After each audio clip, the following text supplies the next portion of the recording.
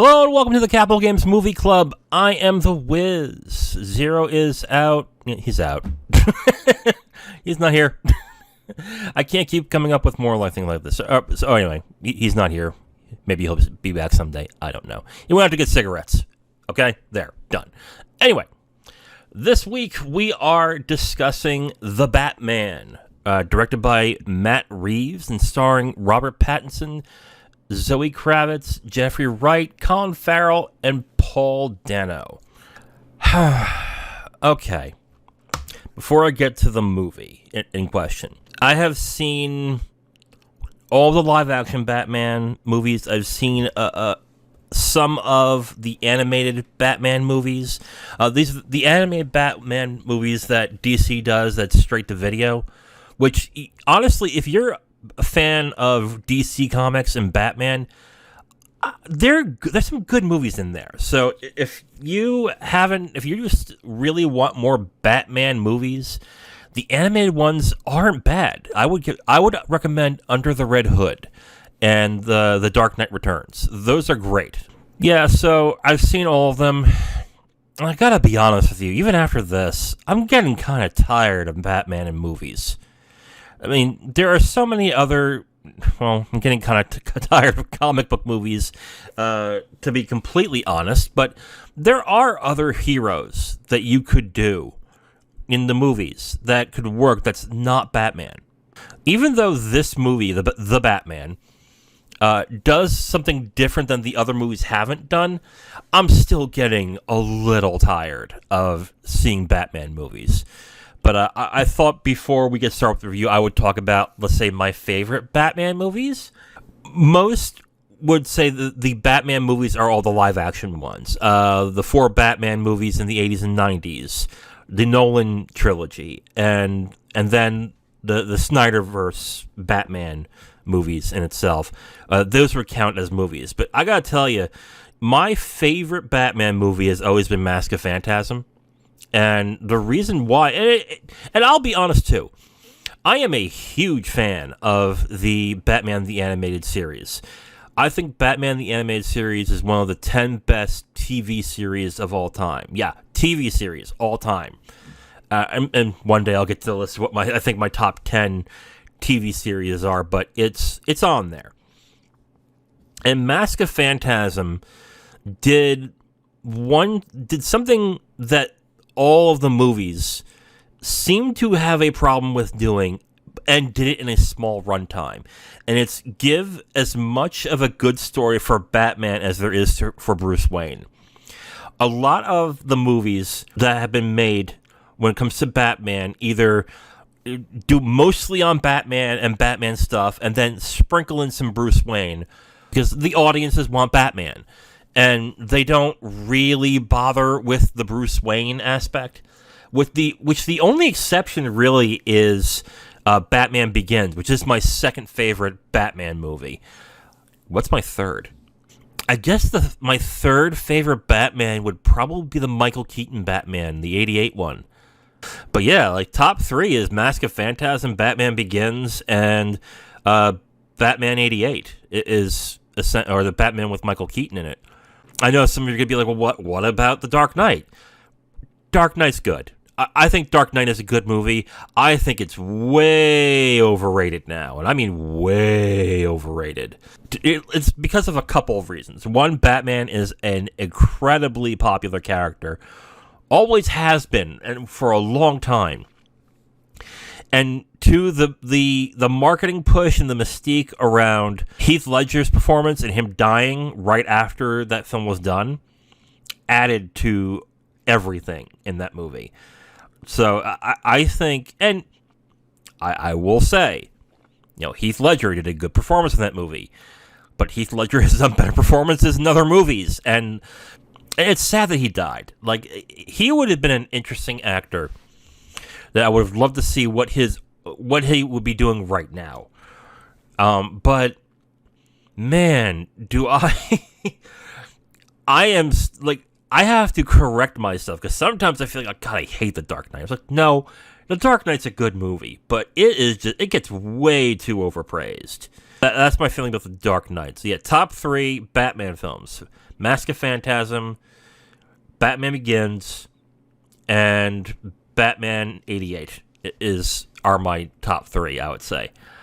So let's get into The Batman, directed by Matt Reeves and starring Robert Pattinson, Zoe Kravitz, Jeffrey Wright, Colin Farrell, and Paul Dano. Let us talk about the performances in the films right now. If I'm going to compare Robert Pattinson to the other performers that have done Batman, I think Pattinson does a better job than I would say most of the actors who've played Batman. If I'm going to go top 3, it would probably be Bale, Keaton, Pattinson. I think is what I would say that as. With I would say number 4 would probably be. Would it be? Yeah, it would probably be Affleck. Yeah, it would be Affleck, then Kilmer, then Clooney. Now, if I'm going to count all interpretations, Kevin Conroy beats them all. Because, and a lot of people have this opinion that I do as well. When I read a Batman comic, anything Batman that is comic-based, I hear Kevin Conroy in my head. And that's just a fact. I don't think of Christian Bale in his growly voice like this. And I don't think of Robert Pattinson, who barely speaks much in this movie. And I don't think of Michael Keaton. I think of Kevin Conroy. Kevin Conroy, to me, beats all of the other Batman. Which I guess is kind of unfair to the ones who act as Batman, because you have to do more in an acting performance than you would do just by being a voice actor. But you can't deny that the voice of Kevin Conroy is what you would strive to be when it comes to playing Batman. He is perfect as Batman, and especially in the interpretation of Batman. So Kevin Conroy is the best Batman, I think. But anyway, Pattinson, for the type of Batman and Bruce Wayne that he is playing in this movie, is pretty good. And I'm saying that because when Pattinson was announced as being Batman in this movie, I thought that was a weird casting, because I do like Pattinson. I do. But charming, debonair, and kind of a playboy is not the things that I would associate with a Pattinson performance. Pattinson's much more of a moody, kind of withdrawn, kind of introspective performer, that I would say. He's more about what you don't see than someone like Bale, who likes to be performative, or like Kilmer, who likes to be performative as well, and Affleck as well. Like, they're more performative, where Pattinson's more introspective. He's somebody who does very subtle things, and Batman has not been shot as someone who is a subtle character, which is an interesting interpretation of Batman in this one. And really, the more interesting thing about the interpretation of Batman is really a Bruce Wayne in this. Because Bruce Wayne is not a womanizer. He's not really that likable in this. He is a withdrawn, damaged person, which makes sense for what he's been through. We all know the backstory by now of Batman, but it does make sense. This also kind of runs foul with Batman in itself, where Batman is literally two people performing as two people, whereas in this movie, there is none of that. It is basically Batman is Bruce Wayne is Batman. He is sullen, withdrawn, and doesn't associate with people, and so is Bruce Wayne, and that is it. Which, okay, with the way that this movie is shot and what they do in the movie, I'm okay with that. But if I were a Batman, if I was a big Batman fan, and I'll be frank too, I am a big Batman fan, and but I haven't read a lot of the comics, so maybe there is an interpretation of Batman that is less Playboy-like than that the Batman is showing. I guess the way to put it is they turned Bruce Wayne into an emo kid, which is fine.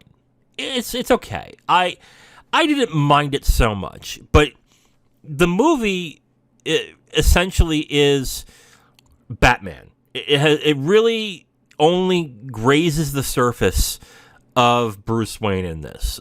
So it is ostensibly a Batman film.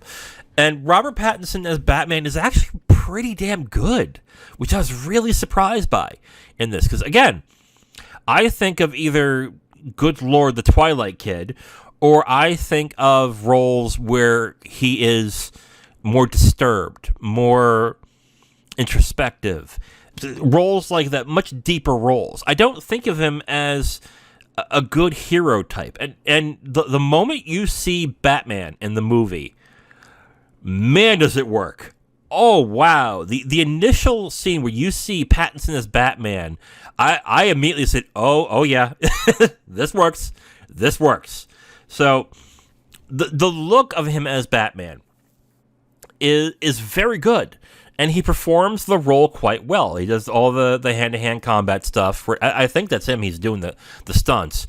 But he does all of that pretty well in this. But that's also the thing with Batman, though. Once you're Batman, there really isn't much an actor can do to differentiate himself between all the other people who play Batman, unless they go full campy, like Adam West.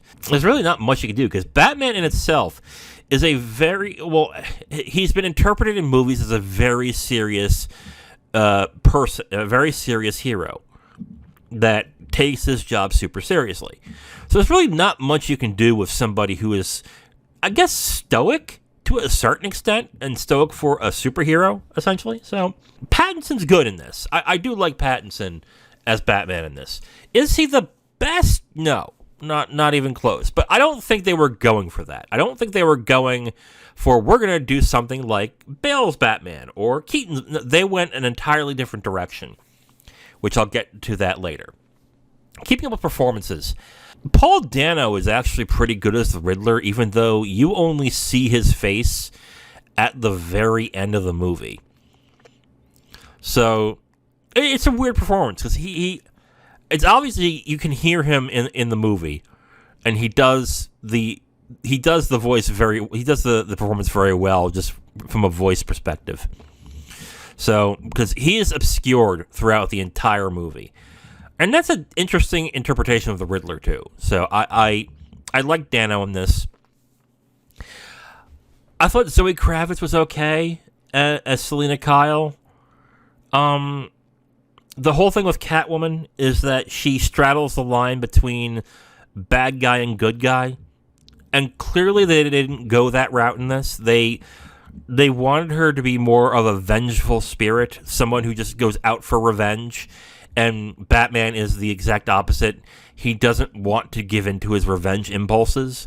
So they did that kind of dichotomy in this movie, which is fine. There are a few unbelievable aspects of Catwoman in this. I mean, Zoe Kravitz in this movie is like 80, 90 pounds soaking wet, maybe 100. And she's kicking the ass of people who are 250, 260 pounds, lifting up Batman like she can lift 500, 600 pounds. That was a little much. But, that's fine. It's a comic book movie. Who cares at that point? But her performance is okay. I can't say it's okay. I don't have a problem with it, but I'm not. Maybe Catwoman is just a hard character to actually pin down when it comes to a movie that makes Catwoman interesting. Because Catwoman is interesting because you don't know what she is capable of and what she will do at any given moment. Will she do the good thing or the bad thing? Will she double cross Batman, or will she help Batman? You don't know, and that's what makes her really interesting. Aside from the sex appeal, which Zoe Kravitz does well in that. Anyway, I think the writing, we'll get into that in writing, but Zoe Kravitz is okay. in the role. Colin Farrell as Oswald Cobblepot, the Penguin. Yeah, you know what?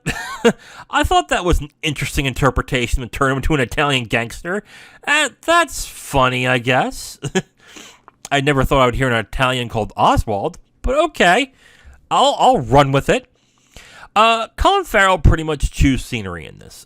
You don't recognize Colin Farrell in this at all. So you literally have to check the credits to see who's playing Oswald Cobblepot, and you feel, oh, it's Colin Farrell in heavy makeup. That's interesting. But yeah, he was an interesting performance. It's good. It's good. Yeah, that's really the most I could say about any of these performances. That they're just good. And same thing with Jeffrey Wright. Jeffrey Wright, who is an actor who I really like. I like almost everything he does. Even Shaft. My God, I forgot he was in Shaft. Even Shaft, I liked him in. Like, he's a very good actor. And he's okay. He's good in this, too. Like, that's really the thing. That the performances are good. Not great, not standout, not something that I would write a whole article or do an entire video on. They're fine. That kind of stinks, in a way.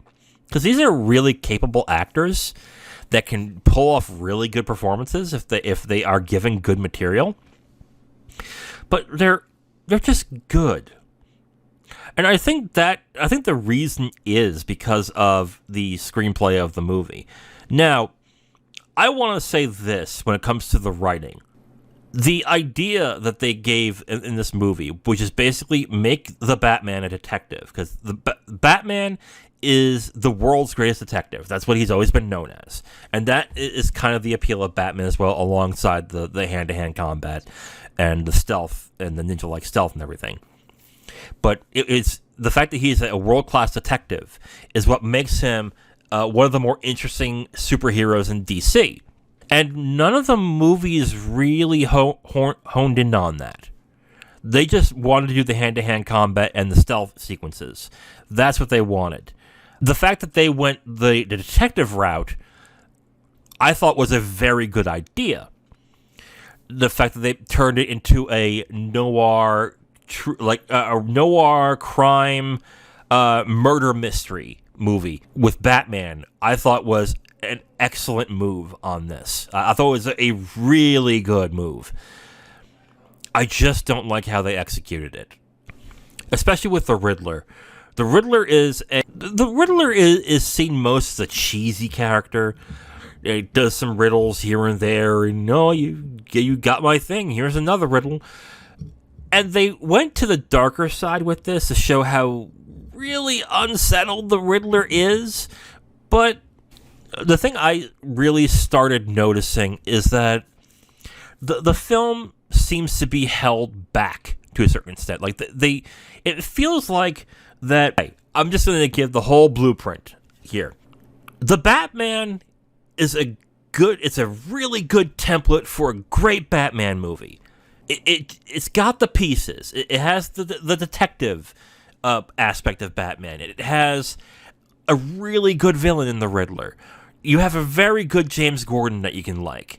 You even have the whole city as a character in its grungy, dingy, dirty sort of way that really shows the city in decay throughout the entire film. Like the mood, the feel of the movie, like those work really well. But when you mash it into a whole, the Batman it falls apart. A part of it is the length of the movie. This is a 3-hour movie, and there's no reason for it. There really is no reason for this movie to be 3 hours. Now, what would I have cut? Honestly, and this is going to go the exact opposite of how I am with what my favorite Batman movies are, I'd get rid of the Bruce Wayne stuff. The Bruce Wayne stuff kind of holds it back. Just take out the stuff with him and Alfred. Just take out all the Bruce Wayne stuff and make it a Batman detective story. And I think that could have worked in its favor as well. The other thing is that, again, when I watched this movie, I felt that it was pulling its punches. I watched this and I got like 7 vibes. I got like some horror vibes to it, like something that really feels unsettling, just uneasy, and just something that you watch and you're maybe not disturbed by, but you definitely feel like something is really wrong here that needs to be figured out. And it just feels like, I don't know if they just need to add more violence or they have to do with more mature themes or anything like that. But it just felt like this movie was held back to a certain extent. I think, honestly, if they would have went for a hard R on this style, you would have had something spectacular. But they did PG-13. It just seems like they pulled their punches and they had to tone down on certain things. And it just hurt the film in the end. I still think The Batman is a good Batman movie, but I thought it really is a template to something that could be much better. Much better. Now, do I want a sequel to this movie? Not really. I think this would be better as a standalone, to be absolutely honest. But I know they're going to make another one. I'm not going to get those wishes, so what are you going to do on that one? Okay, so why don't we get the spoilers for The Batman, the 2002 film directed by Matt Reeves. If you haven't watched the film, go ahead and stop this, come back, and we will get started with spoilers in 5, 4, 3, 2, 1. I kind of blew my load when it came to my big gripe about the film. Basically, what happens in the movie is the Riddler is killing off politicians, corrupt policemen and politicians. That's essentially what he's doing. I gotta be honest, I don't know why he went that route in this, or why they went that route, because they're definitely doing a socio-political take on Batman. But the only difference here with Batman and the Riddler is that the Riddler kills them and Batman doesn't. And that might be just a theme that I kind of missed with all Batman villains, is that the only difference between the villains of Batman and Batman himself is that he just doesn't kill them. But the Riddler should be a character you should be deeply disturbed by, and somebody who's just unsettled, and to a point where you just think that this guy is unhinged to a point that is just unfathomable. And the fact that they gave him a purpose that people can go, yeah, I see your point. It's just like, that's not good. Because then you're looking at Batman going, wait a minute, Riddler has a point. Like, why is Batman trying to stop him? Yeah, kill all these corrupt politicians. Except for the fact that it's wrong to kill people. But I just looked at that and went, maybe make him a little more unsettled. maybe go after, I hate to say this, but maybe go after innocent people. Or maybe innocent people who happen to have done wrong, either without realizing it or on accident or whatever. And make that the targets of the Riddler. Make because the victims aren't sympathetic at all in this movie. Like, you see the DA that gets killed in the movie, and a bunch of other politicians get killed in the movie, and you're like, I don't care. It's like, these are assholes. They deserve to die. So, yeah, like, I thought that was I get the theme that they were going for, but it ran antithetical with Batman, because essentially you're making Batman, in a weird way, kind of a villain, maybe? And I also didn't get at the end why did the Riddler, who hated the corruption of the town, and how that corruption affected him, then decided to want to kill everybody? Why? I thought that was kind of weird, too. It was like, but wait a minute. Yes, he's unsettled, but this is more of a Joker thing than there really is a Riddler thing. The Riddler likes to fuck with people's heads. The Riddler isn't somebody who does violence in such a grotesque and bombastic way. What he does is basically fucks with people's heads and essentially it. He fucks with their heads and then kills them and hurts them in a personally destructive way. That's what the Riddler does. So I don't get why they went the route they did in this. Making Selena Kyle the daughter of Carmine Falcone, who's played by John Turturro, who does a pretty good performance in this, I thought was also weird. I'm not the type of person that watches these comic book movies and go, you must stick to exactly what the comics have mandated throughout all these years. No. You can do different things. That's fine. But get the core right. Get the aesthetics and get the skeleton right in this. Selena Kyle, and again, you know what? I might be wrong. And if I'm wrong, comment and let me know. Selena Kyle never took me as somebody who was a damaged person. Maybe she would be out for revenge at certain points, but she is more of a person who is self-interested and is more about getting her own and helping hers than really going out for revenge and being a victim and stuff like that. I thought that was kind of off as well in this. I don't know, like the fact that they made the Batman as a detective story, as a crime story, as a mystery story, I thought was a solid move that other movies haven't done. And the detective piece, the crime piece, is actually pretty good. It's not great, but it's good. On the other hand, like the trappings around it seem kind of half-baked. And because of that, it's really hard for me to really give it a high rating and to say like it's a great movie, because it really is not. It's like I said in the non-spoiler part, it's a template for a great movie. It's a template for a great Batman. But it's not a great Batman movie. It really isn't. It's not a great movie, period. It's not. It is essentially, to me, since they are doing a sequel, which I really think they shouldn't, but to me, it's a template for them to make another one of these movies, but I think they had the wrong villain. I think the right villain they should do, which they're not going to do, would probably be Joker. Good fucking lord, do we need another Joker in a movie? I think the right villain to have in the second movie is Victor Zsasz. And Victor Zsasz is a terrifying serial killer. Terrifying.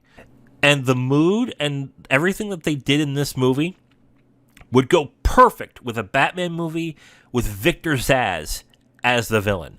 I think that would be amazing. I think that would be, with what this film does, with the backbone and with the setting and the mood and everything, and make Victor Zsasz the villain and make it a rated R movie. Please make it a rated R movie.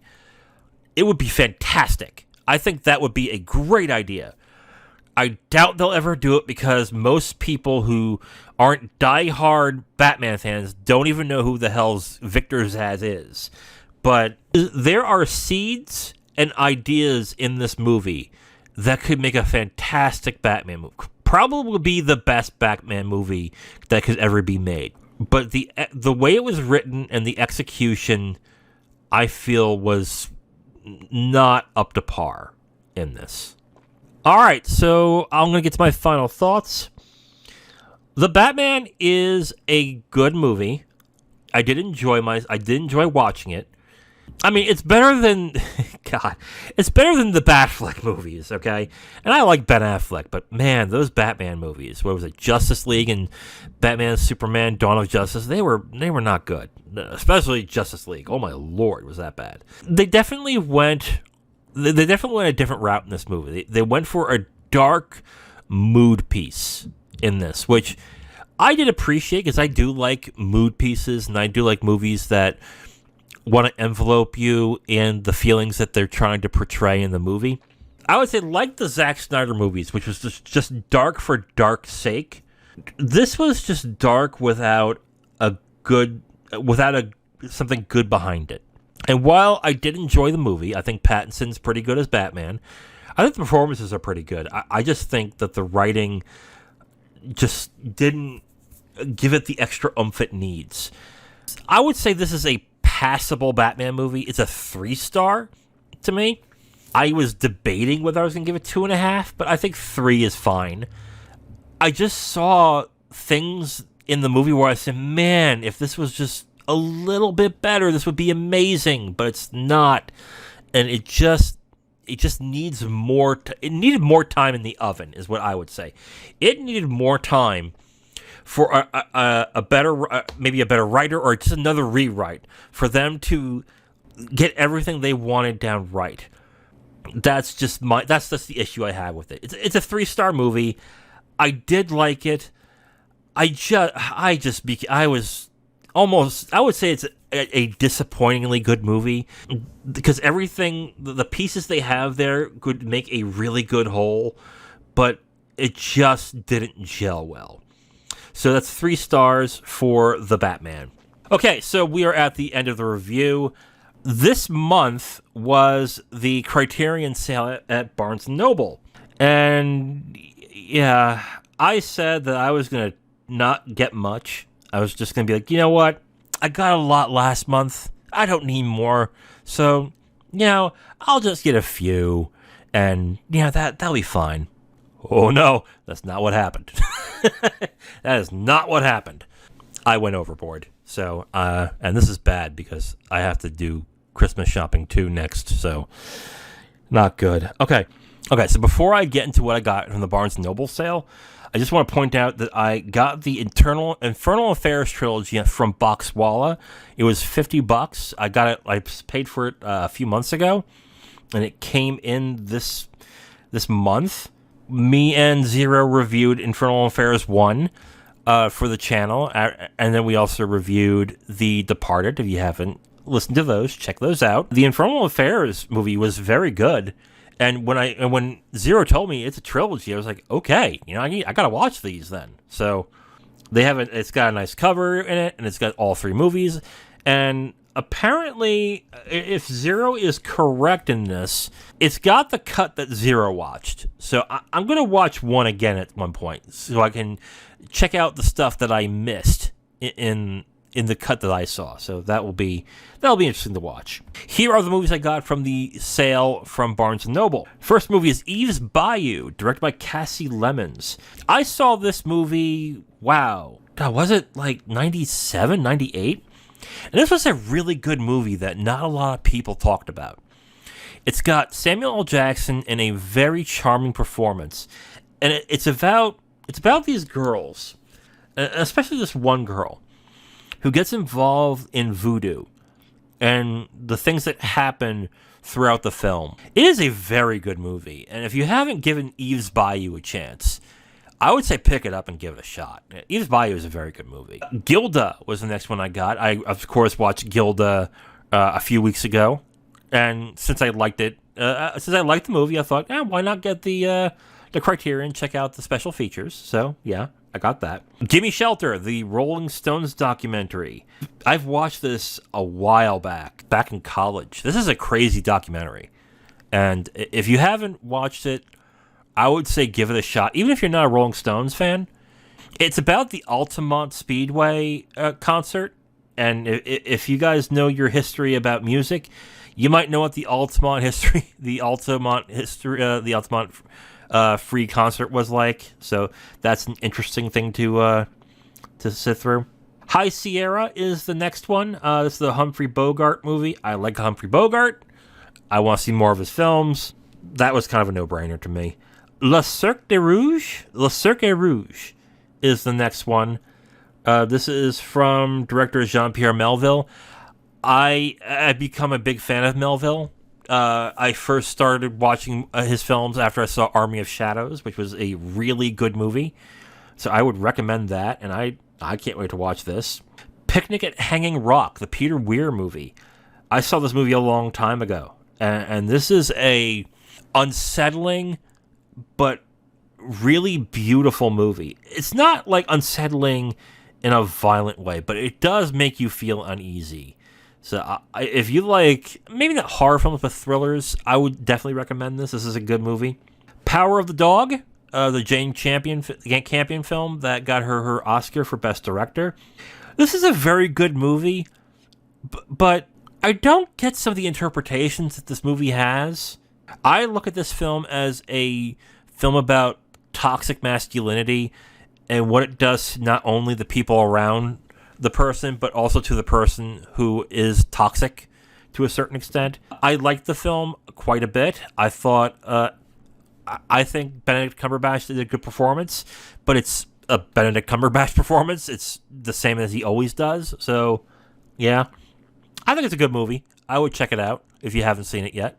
The Whit Stillman trilogy, Metropolitan, The Last Days of Disco, Barcelona. I like dialogue-heavy films, and I've always wanted to watch Whit Stillman's films, but I've never been able to find a way to watch them.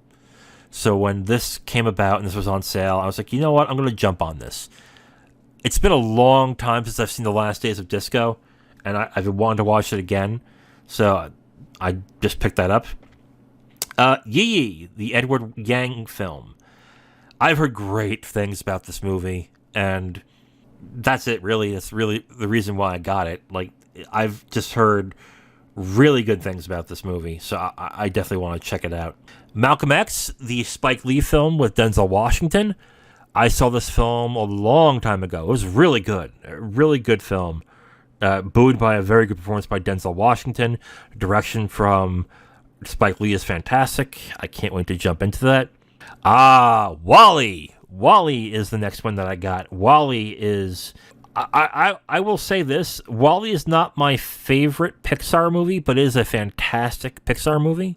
The fact that it got a Criterion release, I think, is great. And partially the reason why I got it is not only because Wall-E is a great movie, and I would like to have that in the best format possible, but I kind of want to see more Disney movies make it to Criterion. Like, even if it's Pixar films, even if it's one of their lesser-known films, I think that would be great. So I definitely picked that up. Diabolique is the next one. I saw the remake of this, 94. I think it was with Sharon Stone and Chaz Palminteri. It was bad. It was a bad movie. And when people say, "Oh, Diabolique is a great movie," I would be like, "The Sharon Stone movie? That one sucked. It was terrible." And they would tell me, No. The old movie. The movie from oh God, what's his name? I can't get his name right. But the old black and white movie is fantastic. And I haven't seen it yet, so I'm going to check that out. The Last Waltz, the Martin Scorsese documentary about the band. Hey, I'm a fan of Scorsese, and I want to see all of his films. So this is, and I've heard this is a great documentary, so I'm going to check that out. To Be or Not to Be. This is a funny comedy. This is really funny, actually. It's set in Germany. Yeah, it's set during the Nazi occupation of Poland. And I know what you're thinking. How can this be funny if it's set during the Nazi occupation of Poland? But check it out. It actually is a funny film, and it brutally makes fun of Hitler in this, too. So I thought it was a great movie. The Sword of Doom. I have heard so many good things about how crazy this movie is and how good it is and how much of a fun movie it is to watch. So I'm going to check this out as well.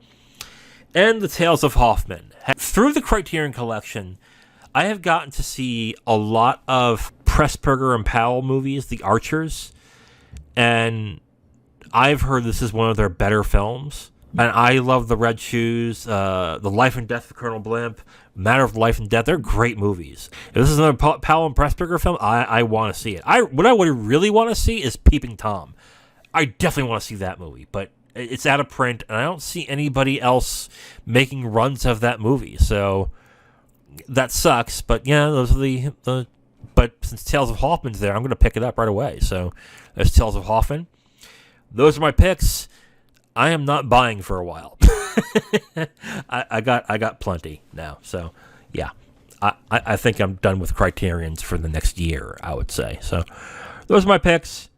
Hopefully you got some as well when you were out getting your movies at Barnes & Noble. So yep, those are my picks for my Criterion haul.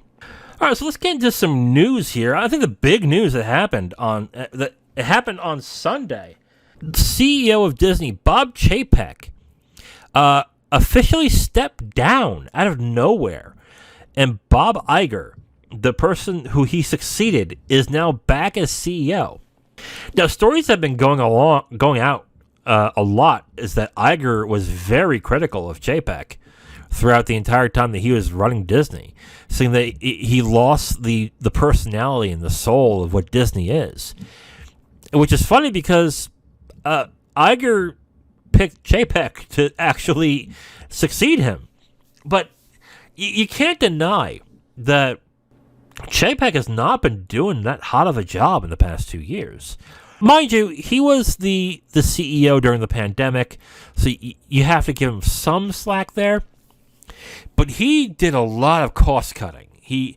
I've heard a lot of people who are into the parks that said the parks are in bad shape.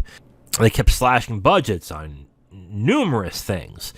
Just a lot of issues creatively as well throughout Chapek's run. And that was kind of Iger's thing. Iger was more of a creative person. So he was, not that he's a creative person, but he got along with creatives and was able to get them to be in Disney movies. And with Chapek kind of slashed a lot of budgets and led to a lot of people saying, yeah, I'm out of here. So that was the problem with Chapek in that instance. Now, am I surprised that he got ousted? Kind of, yeah. I mean, he just was given an extension a few months back. And then I guess the sales of what happened, I guess with the sales or the amount of money they got in the previous quarter was so bad, and the direction that he was going in was pretty bad that they decided to oust him, like, almost immediately. Like, it was crazy.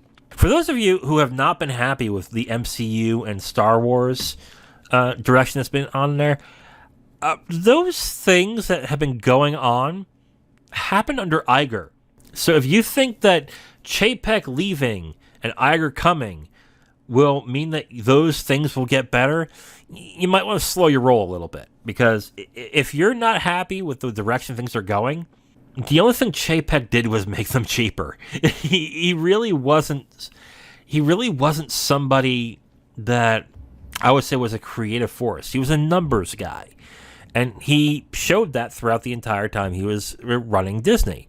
So he was more worried about the budgets and how much money was coming in and out than anything else, which is why he slashed a lot of budgets, canceled a bunch of stuff. And also the comments that he's made in the past regarding animation and other things in regards to the direction of Disney, didn't sit well with a lot of people. The one which I covered months ago was the fact that he said that animation is just for kids. He was definitely putting Disney in a direction where it was going to go downhill in a longer period of time.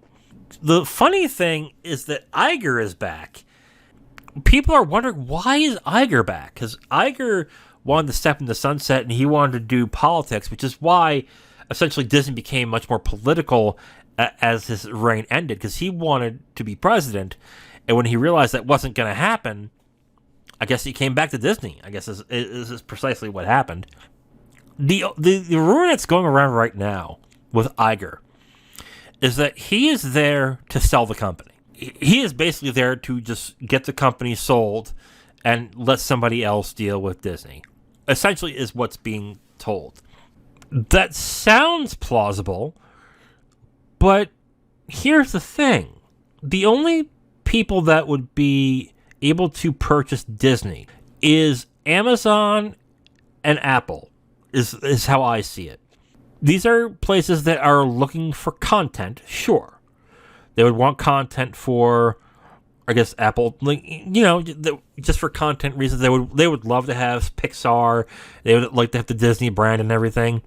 But content is only a percentage of what Disney does. Disney is also about theme parks around the world. Do either of these companies want to deal with the theme parks? That's my question. Would Apple really want to purchase Disney and maintain those theme parks? I think the answer is no. And I think the same thing is also with Amazon. So if they sell, I mean, a lot of things are shutting down if they want to get sold to these big companies. If one of those two companies buys Disney, I don't see why they would want to keep all those parks. They may keep Disney World, but I think they might decide to close down Disneyland, or probably some of the Disney places around the world, because the maintenance to keep those up are pretty damn expensive, and they're only going to get more expensive as time goes on. So I don't see a company like Apple or Amazon wanting to buy them and maintain those parks. The other thing as well is that they might be forced to sell off some of their properties. They might be forced to sell off, I don't know, ESPN, Hulu. They might be told, all right, get rid of those companies, sell them off to other places, and then we'll talk. I mean, they have to lean up a bit because ESPN is turning into an albatross to a certain extent.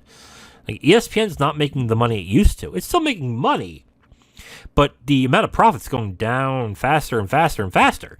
So what is this going to lead to with Disney? I mean, this could be Iger trying to right the ship and then finally finding a successor that really is worthy of the spot and will do the things that Iger has done. Even then, like this is a desperate move. Again, if you guys are thinking, oh, this means that Disney's going to change, no, I don't think it's going to change. If you don't like the material and what they're doing with their movies and their TV shows, I think you're going to continue to be disappointed. They still leverage brands. They still go for the popular thing. That's just what Disney does. That's just how it is. I think it's interesting what happened with Disney this week, so it'll be interesting to see what happens later as well. All right, so we are at the end of the episode. Before I go, let's get to the final question of this podcast. Quentin Tarantino said some stuff again, and basically he's kind of agreeing with Martin Scorsese about comic book movies. And the main gist of what Tarantino said is basically the MCU movies, the comic book movies, don't make movie stars. The stars of the movies are the characters. People, when they watch the movie, they don't want to see Chris Evans. They want to see Captain America. They don't want to see Thor. They don't want to see Chris Hemsworth. They want to see Thor. And they don't follow those actors to wherever they go. They just want to see them as that, and that's it. Not really a controversial statement, because that's been true for a long time now. You can go by, let's do the Fast and the Furious franchise, okay? Yes, Vin Diesel is a movie star to a certain extent, but now the only thing that makes him money is Fast and Furious. Even when he was doing Pitch Black and the Riddick movies, those weren't making money. Those were like pet projects for him, that he had to put money into himself in order to actually make those movies. Again, with other movies that he's done, like, those movies don't make that much money, but the Fast and the Furious does. And if he's in the Fast and the Furious, those make money. Another example, I guess, would be Batman. I mean, how many different Batmans have we had? Those make bank. What do the other actors make bank? Not really. Not really. I mean, even Christian Bale. Christian Bale, who's a fantastic actor, who's an amazing actor, he gets known for being Batman. No one's talking about how great he was in American Hustle. No. It's like, oh, it's Batman. And then they realize he's British, and I'm like, oh my God, Batman's British. And then that's it. That's been correct for a long time. But that's been doubly correct with the MCU. Why am I mentioning this? Well, Simu Liu. Oh, Lord. Simu Liu decided to spout his opinion on the matter, and basically said that, you know, the MCU does great things for people of his persuasion, of his color, and that the generation that Scorsese and Tarantino embody is quote-unquote white as hell and doesn't do anything for people of color. First off, no, that's absolutely incorrect. That's absolutely incorrect. And a lot of people on Twitter have pretty much bashed him for this. Let's start with Tarantino, okay? Let's start with Tarantino. Tarantino's best film, in my opinion, is Jackie Brown, which had Pam Grier in it, who was languishing in her career, was not getting roles. But he made a love letter to blaxploitation films, because he loved blaxploitation films. And he had Pam Grier and Samuel L. Jackson in his movies, who did great performances in those movies. Okay? There's that. You have Django Unchained, Jamie Foxx. Let's get into other people of color. Lucy Liu, Kill Bill, another stand-up performance in one of his films. Okay?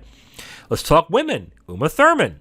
Uma Thurman's been a muse of his in a couple of films until the thing that happened in Kill Bill. Tarantino is not a person who gives a shit what color you are. He wants to, if he has a good idea, he will do the good idea and he'll get the best actor for it. So Tarantino, and then on top of that, let's also talk about outside of what Tarantino does. Tarantino constantly references and also champions films outside of the U.S. He's always done this. I didn't know about Wong Kar-wai and Chungking Express until Tarantino talked about it. Okay? I wouldn't have given it a chance if I didn't hear Tarantino sing the praises of Chungking Express. Okay? That's not somebody who, doesn't care about people of color. He just likes good movies, and that's what it is. Same thing with, let's go Scorsese, okay? Scorsese did Kundun, a movie that had absolutely no white people in it. The thing that I think people don't give Scorsese credit enough with is the World Cinema Project. And what he does is he watches films from different countries, some of them unknown, some of them that you don't know that they are making films.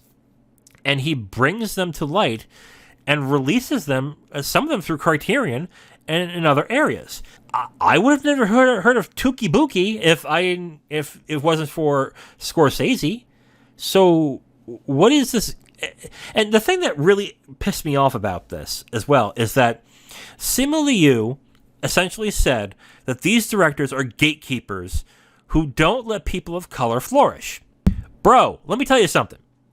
If anyone's the gatekeepers, it's the studios. It's the studio heads. And let me also say this. If Disney was not courting the Chinese market, or wasn't courting the East, they would have never made a Shang-Chi movie. Barely anybody knew who the hell Shang-Chi was. I read comics for a good amount of my life. I had no idea who Shang-Chi was. When they announced Shang-Chi, I was like, are they creating a new character? And someone had to point, no, this guy has been here for X amount of long time, blah, blah, blah, blah. Like, oh, wow, I never knew. Like, oh my God. They wouldn't have made Shang-Chi if they didn't want to court the East. And if you piss them off long enough, or if you become a burden to them at any certain point, they'll shit can you. They don't care. They're gonna say, oh, this guy's getting annoying. What should we do? Maybe we should get another actor. Yeah, okay, let's get Henry Golding. That's what they'll do. That's definitely what they'll do. So, yeah, okay, sing the praises of Disney, who found that this is popular and they're going to give it a shot because they thought it would make them money. But the moment that you're not useful to them, you're done. It's not going to be Tarantino and Scorsese who's going to say you're done. It's going to be the studio heads. It's going to be the people who choose who the stars that they want. It's those people. And I'm going to tell you something. There's going to be a period of time that maybe, let's say you are here for 10 years. Okay? There's going to be a point in time where they're going to try something different, where Shang-Chi is just not going to be viable. And they're not going to have Shang-Chi in any movies. You're going to want those directors to think of you highly, and in some regard, to get them into those movies. You'll want to be a character actor or a good actor where people say, yeah, I can see Simu Liu doing this movie. I can definitely see that. If you're going to piss those people off, especially people who are very well respected and are respected by not only film lovers, but filmmakers, and filmmakers of color on top of that, you're going to see that you're going to have a big problem when it comes to your career going on the downside. I mean, there's a video that was going around, which was Bong Joon-ho's acceptance speech for Best Director when he won for Parasite. And he specifically thanked, guess who? Martin Scorsese and Quentin Tarantino. If that man, who doesn't, I think he speaks a little English, but if that man can see the importance of those guys and sees that they're not the problem, why can't you? Why can't you see that? One other thing that I want to point out when it comes to Similio's comments about Quentin Tarantino and Scorsese being gatekeepers is the fact that Tarantino wasn't insulting him at all. Tarantino was essentially saying, which I looked at when I saw the quote, was like a pro-actor thing. It was like, yeah, they're taking away the power of the actors to make more money and to get more power in the negotiation process. That's how I looked at it. I didn't see it as like, oh man, all these actors are losers. No, that's not what Tarantino was saying at all throughout with that quote. That's my interpretation, at least. I didn't see any like ill will in Tarantino's thought at all on this. Yeah, and yeah, Scorsese has said a bunch of times that he does not care for the MCU and DCEU movies, which fine, we're all fans of something, we all don't like something. That's fine. But Tarantino's quote wasn't a dig at all. It was more or less, to me at least, it was like all these people just care about the characters. It's like the actors are interchangeable. Like if Robert Downey Jr. doesn't want to be Iron Man anymore, get somebody else, or Chris Hemsworth doesn't want to be Thor, get somebody else. Is Liam available? Like, that's how I looked at it. I didn't see it as him like pretty much saying, yeah, these fucking losers, they're not real stars. No, it was more a lament that essentially these actors, when they get out of being in the MCU, pretty much don't have any other recourse to get more money and to get more fame, unless they really do something drastically different or they do it in another movie, because they just don't get the chance to do that in the MCU. That's how I took it as. Shang-Chi pretty much wanted to shit on Quentin Tarantino. Kind of blew up in his face, but hey, yeah, he'll still be Shang-Chi, I guess, for a few years. Not that Tarantino wants to do any Disney movies anyway, but I thought that was interesting. All right, so we are at the end of the episode. Before we go, let's talk about the movies and the themes that we're going to go for the next 2 weeks. Actually, we're going to make this theme the whole month of December, and guess what it is? Christmas movies. That's right. I love Christmas. I've always loved Christmas. Even when I worked retail, I loved Christmas, which I think a lot of people found odd, because I know a lot of people who work retail who can't fucking stand Christmas. And I can understand why, because people are animals out there when it comes to Christmas time. But yeah, I've always adored Christmas. But the one thing I never really liked was Christmas movies. There's a few Christmas movies I like. I like the original Miracle on 34th Street. I do like Elf. I like Bad Santa as well. But for the most part, I'm not really a fan of Christmas movies. So I'm going to start watching some Christmas movies to see if maybe I find some that are pretty good. And I'm going to start with what many people call one of the best Christmas movies of all time. Maybe I should do this last, but I want to get into the spirit. So I'm going to start right now with It's a Wonderful Life, the Frank Capra movie starring James Stewart. That's right. I have never seen It's a Wonderful Life. I love James Stewart, so this is going to be a treat. So hopefully this is as good as everyone says it is. Tune in next week to where I discuss and watch It's a Wonderful Life, directed by Frank Capra and starring James Stewart. I am The Wiz, and this is the Capital Games Movie Club. Talk to you next week. Bye.